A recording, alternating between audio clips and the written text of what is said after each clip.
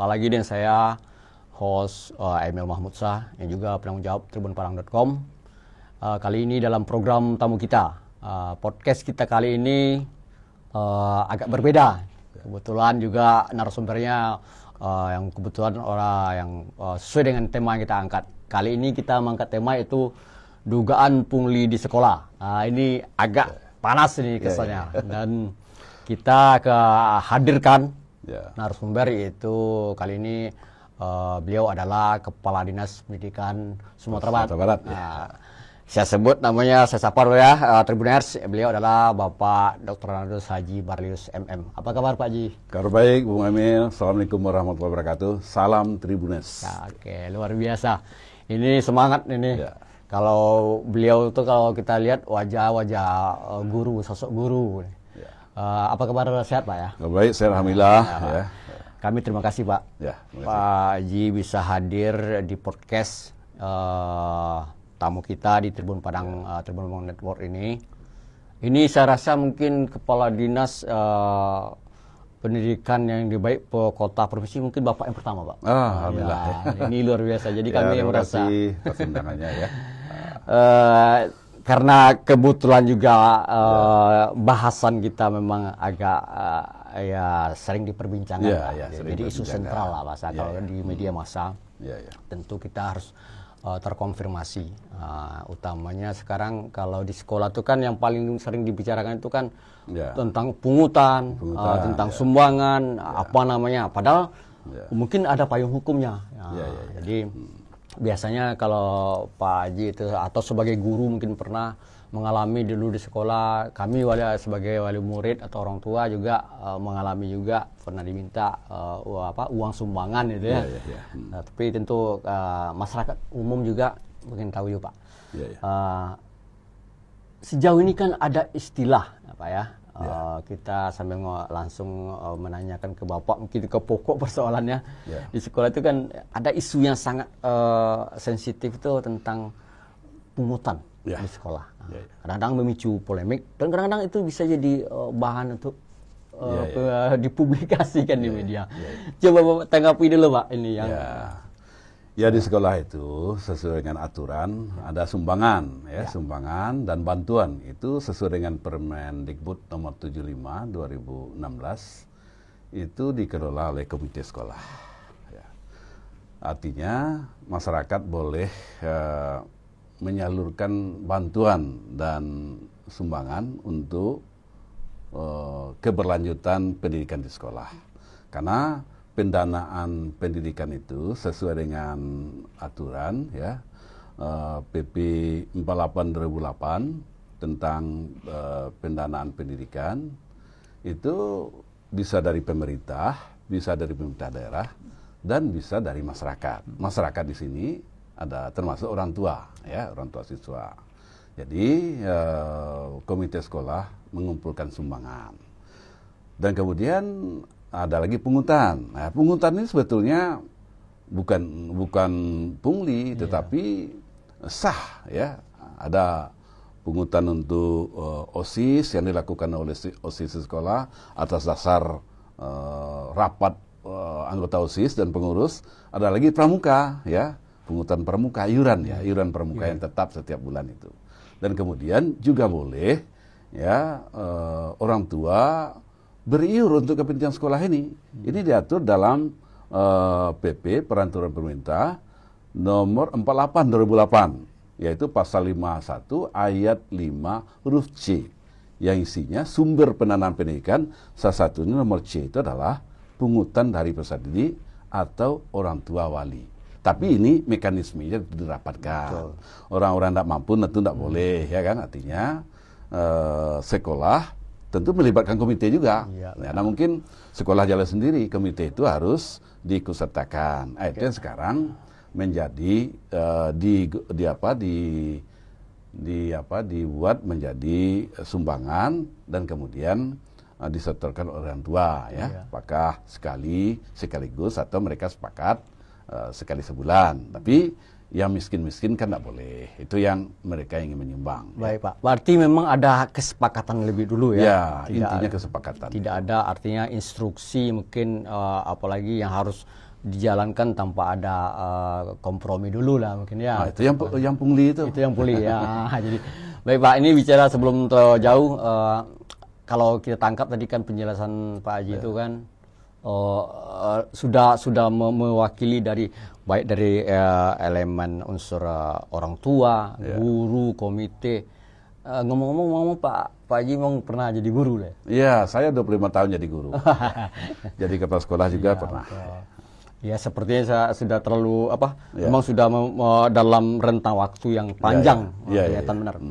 Kemudian nama riwayat karir Pak Haji juga kan pernah juga mengepalai OPD atau dinas di tingkat kota dan kabupaten Dan itu kan tingkat mulai dari pendidikan dasar sampai ke menengah pertama kan.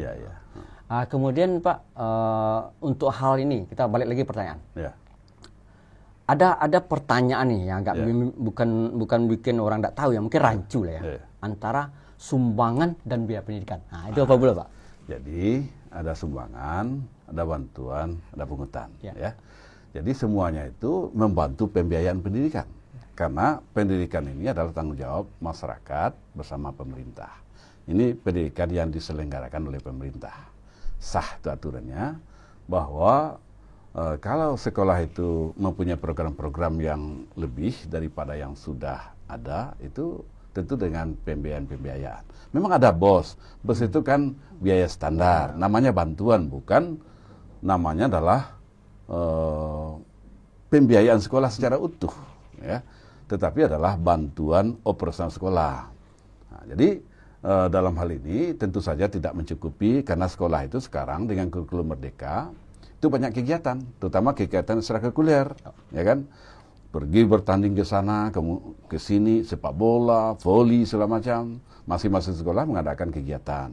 Dan kemudian di sekolah sendiri banyak kegiatan ekskul, ya, yang juga membutuhkan pembiayaan.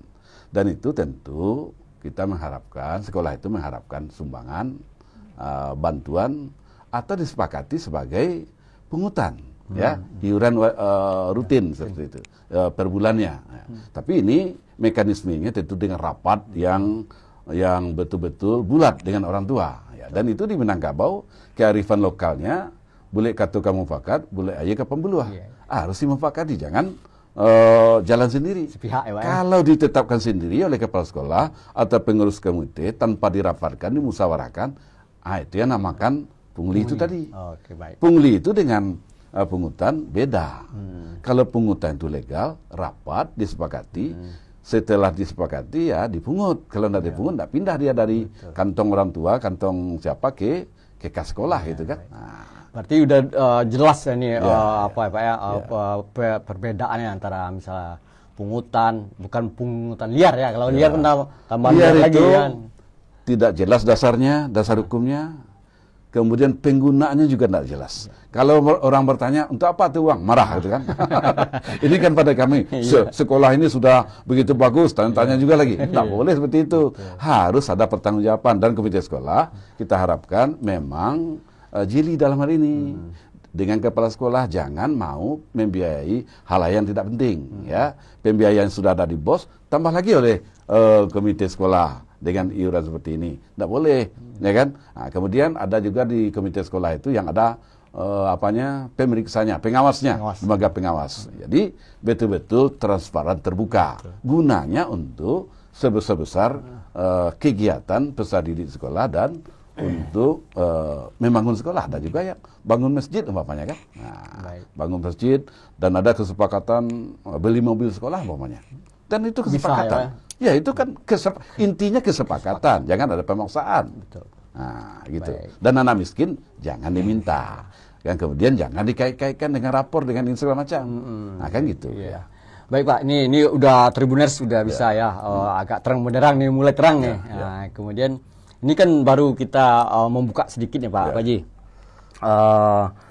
Selama ini sering terjadi ya karena mungkin sosialisasinya mungkin masih minim, bukan tidak ada. Nah, dengan jelas perbedaan masing-masing sumbangan, pungutan yang sebenarnya kan persoalannya kan di sifatnya saja kan sebenarnya. Nah, sekarang kalau sifat ini kan penjelasannya harus sosialisasinya kan harus intens sih Pak. Bisa Dinas Pendidikan khusus Pak, apa langkah-langkah strategis dilakukan untuk menjelaskan supaya masyarakatnya makin paham? Kita sudah kemarin kita ketemu dengan komite-komite sekolah, saya di Sijunjung kemarin kan, kemudian Inspektorat kemarin juga sudah menyampaikan bahwa apa beda pungutan liar dengan sumbangan atau bantuan ya. Nah, jelas itu kalau pungutan liar itu tidak ada dasar hukumnya, tidak ada dasar hukumnya. Kemudian memungutnya juga sesuka-suka. Kemudian orang yang tidak patut dipungut juga. Kemudian pelaksanaannya juga sesuka-suka. Dan tidak ada pertanggungjawaban, namanya pungutan liar.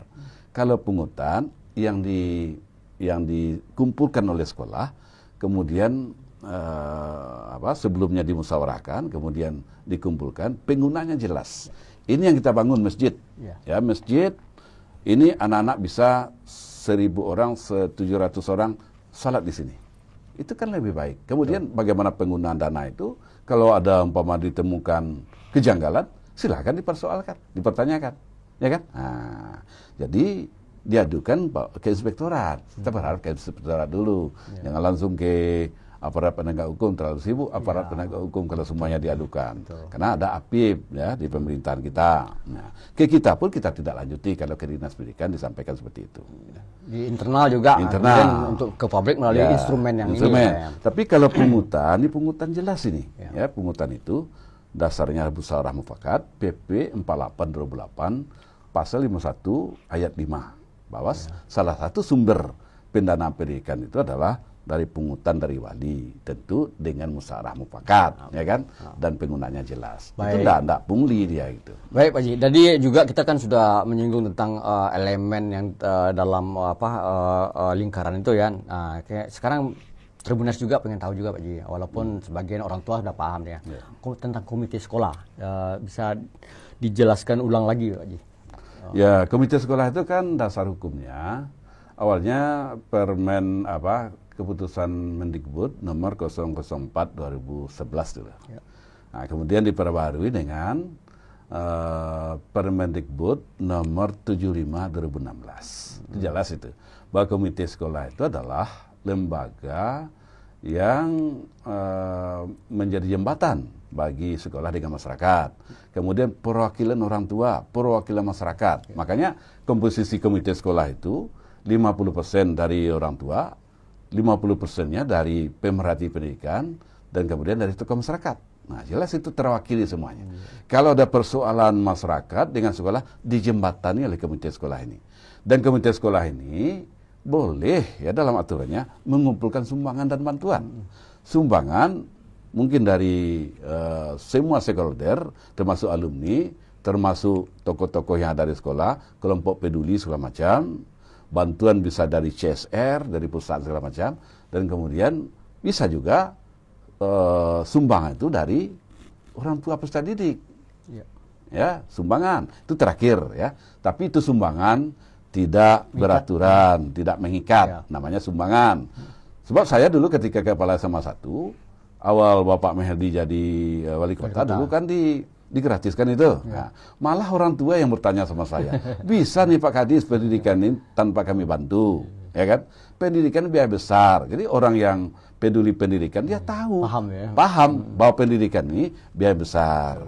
Jadi SMA 1 kan banyak kegiatan siswa, ada mengundang tim olimpiade dari pusat, eskulnya. Tim olimpiade pusat itu berbiaya besar karena mereka pemenang-pemenang olimpiade yang memberikan pelatihan kepada siswa di SMA 1. Orang tua malah bertanya, kalau tidak ada partisipasinya, kami ingin menyumbang juga Pak Kadis. Oke, silakan kumpulkan, tapi saya tidak minta ya. Nah, ketika itu. Jadi karena di sana ada konsep pendidikan gratis.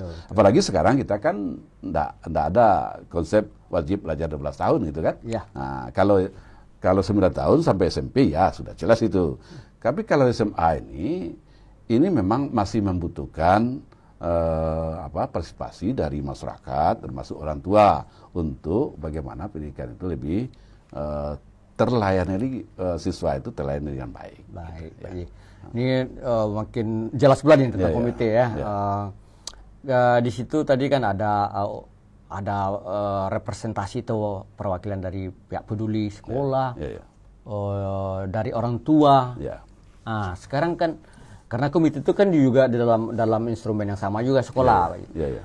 Pertanyaan lanjutannya nih, sekolah ini sebenarnya di sini karena otoritasnya kewenangan kan di pihak komite. Tapi kadang-kadang yang diserang sekolah. Ini padahal persoalan pungutan itu kesepakatan yang sudah kata Pak Haji jelaskan tadi tentang unsur-unsur yang di komite. Nah, itu tapi sejauh mana Pak kewenangan sekolah juga di dalam? Ya, sebetulnya ya memang apa yang terjadi di sekolah itu kan kepala sekolah tidak bisa lepas diri ya. Ada ranting kayu yang jatuh, kepala sekolah juga harus tahu, apalagi adalah sumbangan dari komite sekolah ya. Jadi tugas kepala sekolah itu memastikan sesuai dengan aturan. Jangan nanti komitenya sesuka-sukanya ya. Jadi diingatkan komitenya nih aturan-aturannya seperti ini. Rapatnya jangan kilat ya, rapat dengan orang tua itu. Kalau ada orang tua yang bertanya, itu diakomodir pertanyaannya. Kemudian mereka minta keringanan, ya diringankan. Mereka minta diminta sumbangan, ya dan diminta gitu dengan dasar-dasar. Sebab menentukan siswa miskin itu, siswa yang tidak boleh diganggu itu, apakah sumbangan maupun pungutan, itu yang menentukan itu adalah sekolah. Dalam Perda nomor 2 2019 tentang penyelenggaraan pendidikan, Perda Sumatera Barat, yang menentukan pihak sekolah. Dalam Pergub 31 2018 yang menentukan itu komite sekolah. Jadi antara komite sekolah sebagai nenek mamak di sekolah itu dengan pihak sekolah, orang Sumando, itu harus seia sekata ini, duduk berembuk, duduk bareng, jangan saling tidak tahu dan saling mengambil kebijakan sendiri-sendiri gitu. Harus satu kebijakan itu. Dan ingatkan lagi ya, dalam rapat itu betul-betul berapa kesanggupan orang tua. Kita dinasbikan kalau memang keputusan komite itu sumbangannya segini ya, 1 tahunnya 1 juta, dicicilnya per bulan sekian ya. Tapi kemudian rasanya memberatkan, saya tegur kepala sekolahnya, turunkan. Kepala sekolah sudah mengatakan, ini kesepakatan komite, Pak. Saya bilang, turunkan. Orang tua di sana, masyarakat di sana belum sanggup segitu. Jadi jangan memberatkan. Jadi jangan gara-gara ini pula, nanti masyarakat, anaknya ya di sekolah gitu kan. Kita utamanya siswa sekolah itu wajib itu. Jangan karena gara-gara ini, siswa kemudian mogok jadi sekolah gara-gara nggak sanggup menyumbang gitu kan. Terbergiur gitu ya. Baik, ya, ini makin jelas ya, di sini baik peran, kewenangannya, batasan-batasannya juga. Ini agak sedikit ini Pak Haji. Kadangkala, walaupun sudah dipagar sekalipun, celah gugatan komplain atau protes, tapi masih juga. Ya mungkin ada yang mendapatkan informasi yang masih miring, kemudian tentang pungutan ini kan ya sebenarnya kan jadi komoditas lah kalau bahasa minjam istilah untuk digoreng nih. Ini untuk digorengnya nanti. Dan target terakhir misalnya kriminalisasi. Sejauh mana rapatnya lagi Pak Haji untuk membentengi Pak Haji? Ya, kita sudah warning kepala sekolah ya. Supaya ini betul-betul yang dimintai sumbangan dan iuran itu atau yang dipungut itu betul-betul sesuai dengan aturan. Dan kemudian sesuai dengan kebutuhan sekolah. Jangan sekolah itu bermimpi muluk-muluk sehingga di luar kemampuan dari para orang tua kan, para masyarakat, kemampuan sekolah lah. Sesuaikan dengan kemampuannya. Boleh kita bermimpi, bervisi tinggi, tapi kemampuan sekolah itu juga harus kita hitung ya. Jadi kita selalu ingatkan seperti itu. Jangan terlalu memberatkan kepada orang tua ya. Dan kemudian pembelanjaan komite itu walaupun dilaksanakan pembukuannya oleh komite itu supervisi. Ya, lengkapkah kwitansinya segala macam. Jangan ada manipulasi apalagi markup, kegiatan tidak ada lalu diadakan. Nah, boleh itu. Harus betul-betul real ya. Karena ketika ada aduan-aduan ke APH bahwa Pak di kepolisian dan kejaksaan, kan anggota kita dipanggil ya. Nah, itu yang ditanya itu adalah betulkah ini dilaksanakan? Tidak ada markup segala macam. Ini SPJ-nya lengkap. Mana SPJ? Mana SPJ-nya? Nah, jadi kwitansi segala macam mana? Kalau itu lengkap semua, itu informasi yang kita terima, ya tidak ada masalah. Tapi kalau pertanggungjawabannya tidak jelas, itu yang jadi masalah itu. Baik. Artinya pembelajaran jelas. Kalau sumbangan dan uang yang terkumpul dari masyarakat di sekolah digunakan untuk kegiatan siswa, digunakan untuk kegiatan yang tidak tercover oleh BOS, misalnya menambah biaya listrik, ya kan, seperti SMA 1 Sumatera Barat, saya kan 300 jumlah siswanya kan 300 300 bosnya 450 juta 1 tahun. Biaya listrik saja lebih dari 300 juta 1 tahun. Karena artinya kalau tidak ada partisipasi dari masyarakat, tidak jalan sekolah itu. Betul. Apalagi sekolah boarding. Tambah lagi untuk anak-anak boarding itu kan yang terbiayai sesuai dengan kemampuan APBD kita kan tak semuanya. Ya itu kita kriterianya anak miskin gitu kan. Yang tidak miskin yang boarding juga kan orang tua berpartisipasi dan orang tua mau. Di Sumatera Barat ini selagi itu terbuka, transparan, tidak ada muatan-muatan lain, betul-betul uang itu laki lah istilahnya, nampak, ya kan, jelas, kegunaannya jelas, itu orang tua mau saja, tidak ada masalah itu. Dalam rapat-rapat, saya pernah di SMA 1, saya pernah SMA 6, Padang, kemudian pernah di SMA Sungai Limau dulu, di Padang Priaman, Kampung Dalam, itu karena kita terbuka, ya kan, menyampaikan ini kebutuhan, memang kebutuhan real, kebutuhan demi pendidikan anak kita. Orang tua setuju saja itu. Kemudian kita laksanakan sesuai dengan pertanggungjawaban yang jelas gitu kan. Nah, gitu ya. Baik, walaupun sudah tertib administrasi dari Pak Ji jelaskan, nah, kemudian ini mohon maaf Pak Ji, kadang-kala kan masih juga masuk ke luar gelanggang nih. Saya nggak tahu apakah mungkin ada intrik-intrik, nggak tahu kita ya apa sampai. Sebenarnya apakah tidak ada di internal sendiri mungkin pengawasan di internal Pak Ji ya? Mestinya sebelum keluar diproses mungkin secara hukum positif yang lain. Di internal sendiri ada tidak Pak Ji? Seandainya ada disinyalir atau diduga ya, kita untuk pelaksanaan kegiatan itu kan di sekolah itu ada pengawas sekolah. Pengawas sekolah itu memang ada yang jeli, ada yang dia ngawasi pembelajaran saja. Dia tidak masuk ke hal-hal keuangan segala macam.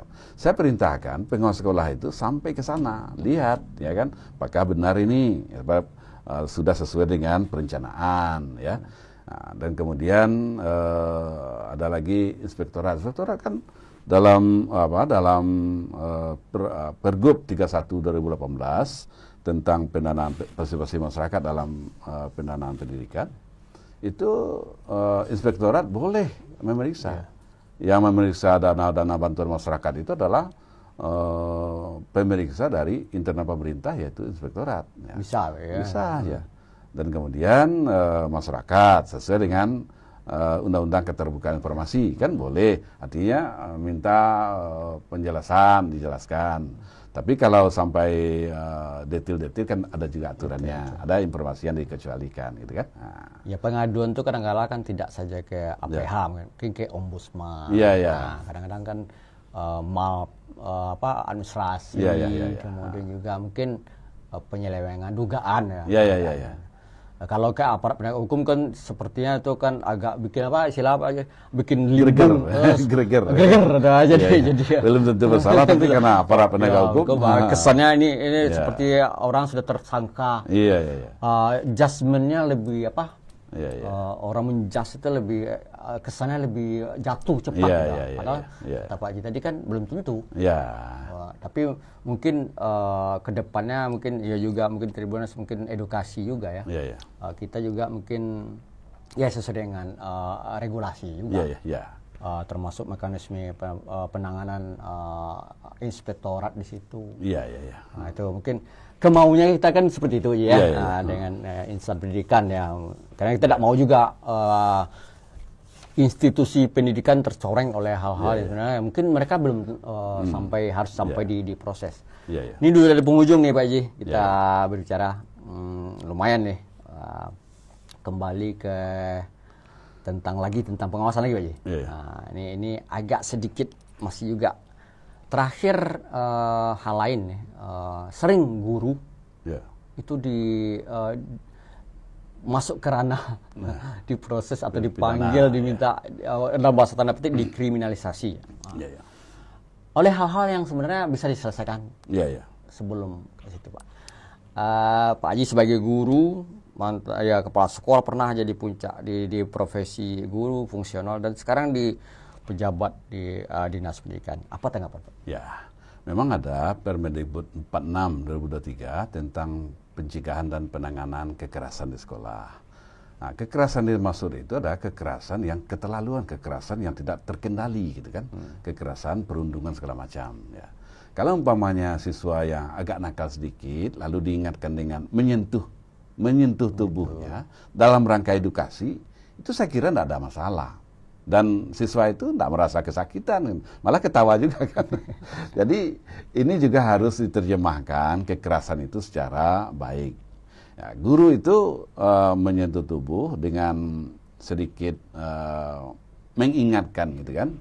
Nah, itu adalah pendidikan juga, karena pendidikan ini bukan hanya ngomong-ngomong saja, tetapi juga dengan dengan ingatan. Ya, artinya Anda salah, Anda cabut ke 2 kelas. Kemudian ini kegiatan yang salah. Salahnya itu tidak bisa diceramahi saja, harus ada sentuhan sedikit lah, ya kan? Nah ini, tapi kadang itu dikriminalisasi.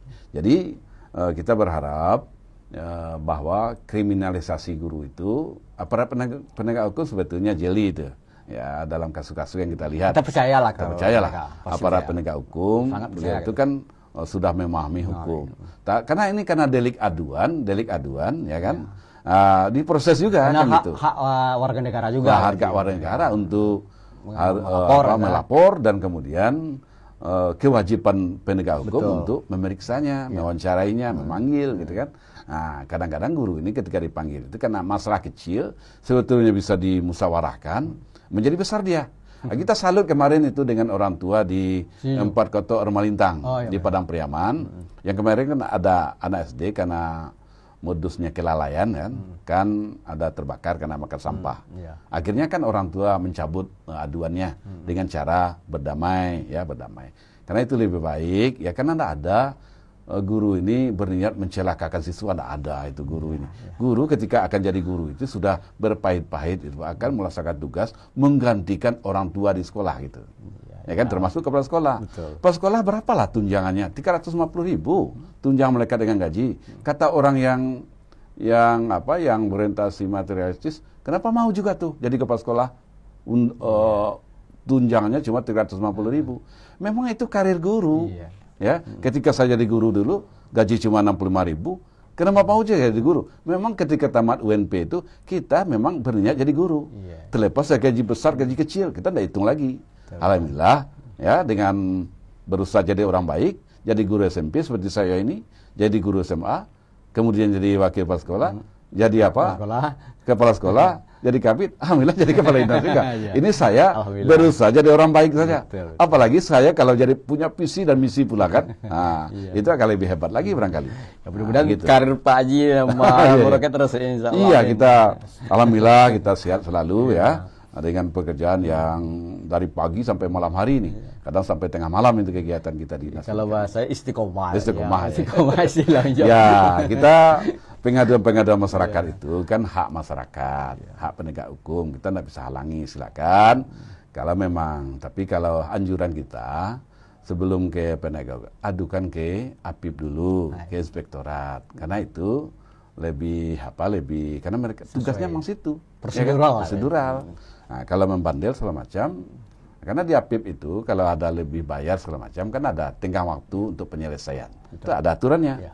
Nggak langsung jadi tersangka segala macam kan. Nah, kalau sudah selesai, kalau membandel juga baru kemudian ke APH gitu. Jadi insya Allah lah jajaran kita di Dinas Pendidikan bekerja sesuai dengan aturan. Kalau masalah tadi saya garis bawahi, pungutan itu sekali lagi ini ada dasarnya. PP 48 2008 pasal 51 ayat 5 huruf C. bahwa pungutan dari peserta didik salah satu sumber pembiayaan sekolah. Ini ada di Perda juga, di Perda kita nomor 2 2019, yaitu ini pasal 153 ya, ayat 1-nya, pendanaan pendidikan jadi tanggung jawab bersama antara pemerintah daerah dan masyarakat. Masyarakat sini ada peserta didik, ada orang tua, ada wali ya. Dijelaskan di ayat 3 huruf C dari pasal 53 ini. Perda 2 2019 ya.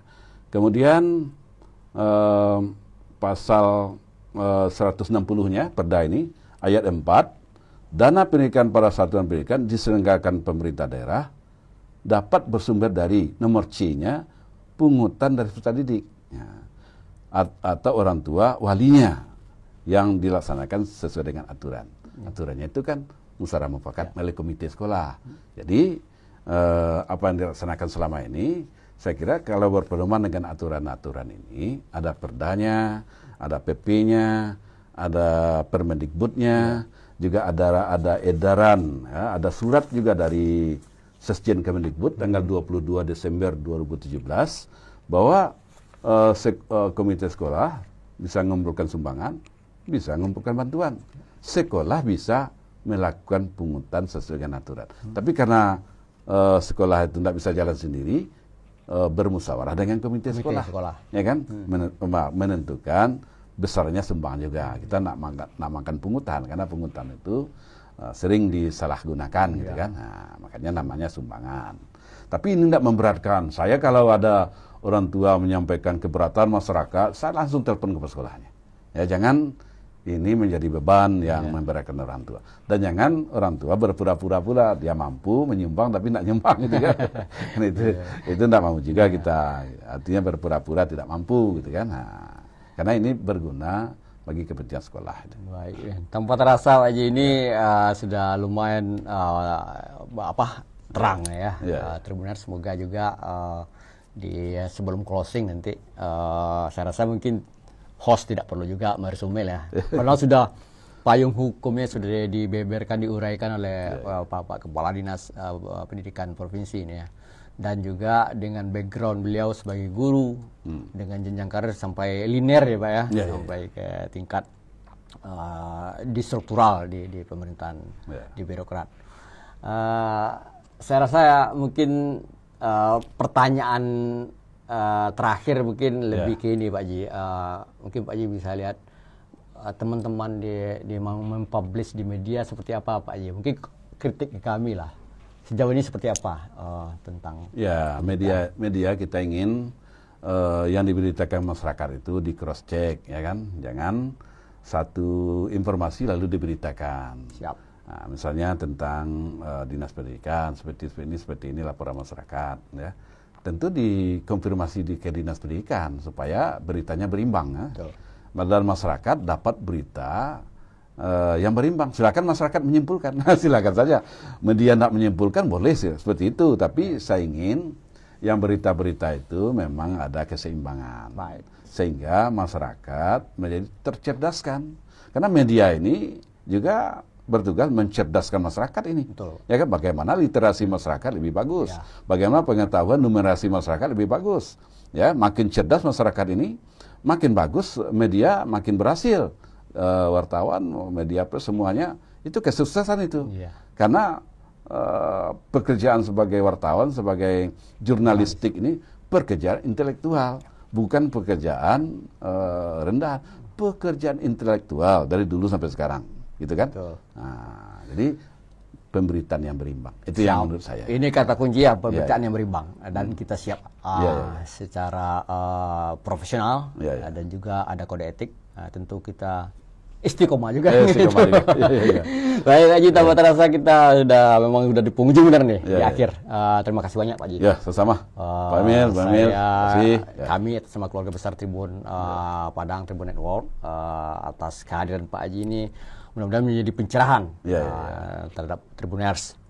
Dan Tribuners sekalian dimanapun berada, saya tidak akan menyimpulkan lagi poin karena ini sudah PowerPoint semua.